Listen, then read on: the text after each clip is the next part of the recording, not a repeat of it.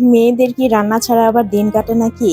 যত বড়লোক মেয়েই হন না কেন আর যত জবই করেন যত কাজই করেন রান্না তো করতেই হবে। হ্যালো ভিউয়ার্স, আসসালামু আলাইকুম। সবাই কেমন আছেন? আশা করি আপনারা সবাই খুব ভালো আছেন। আজকে আপনাদের সাথে চলে আসলাম সুন্দর একটি ভিডিও শেয়ার করতে। আজকে রান্নায় ছিল প্রথমেই কিন্তু মাছ ভেজে, তারপরে সিম দিয়ে আলু দিয়ে মাছ রান্না করেছিলাম, তারপরে টমেটো দিয়ে গুঁড়া মাছ দিয়ে রান্না করেছিলাম এবং সবার শেষে কিন্তু আমার মেয়েদের জন্য মাছগুলো কড়কড়া করে কিছু মাছ ভেজেছিলাম। তো চলুন সুন্দরী ভিডিওটি প্রথম থেকে শুরু করা যাক। প্রথমেই কিন্তু আমি চাপিলা মাছগুলোকে ভালোভাবে ভেজে নিয়েছিলাম। চাপিলা মাছে কিন্তু একটু কাটা থাকে বেশি, তাই এগুলো কিন্তু একটু ভালোভাবে মুচমুচে করে ভেজে নিতে হয়। তাই আমি এগুলো একটু বেশি তেল দিয়ে মুচমুচে করে ভেজে নিয়েছিলাম, যাতে কাটা থাকলেও কাটাটা কিন্তু যাতে মুখে না লাগে বেশি। তো মাছগুলো ভাজার পরে মাছগুলো উঠিয়ে নিলাম। তারপরে এখানে একটা কড়াইতে সিমের তরকারি রান্না করার জন্য পরিমাণ মতো এখানে আদা রসুন, হলুদ গুঁড়া, মরিচের গুঁড়া, লবণ, তেল সবকিছু একসাথে দিয়ে একটু পানি দিয়ে মশলাটাকে ভালোভাবে কষিয়ে মশলাটা থেকে যখন তেল ছেড়ে আসবে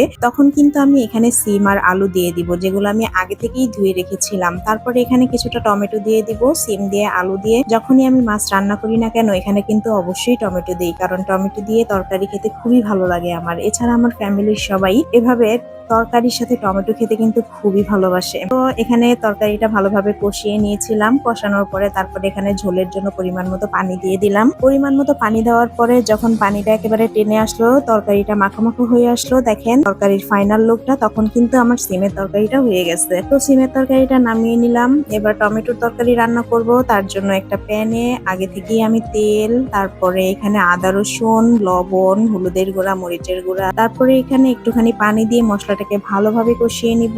মশলাটা যখন একেবারে ভালোভাবে কষানো হয়ে যাবে তখন কিন্তু আগে থেকে কেটে রাখা টমেটো গুলো আমি মশলার ভিতরে দিয়ে দিব।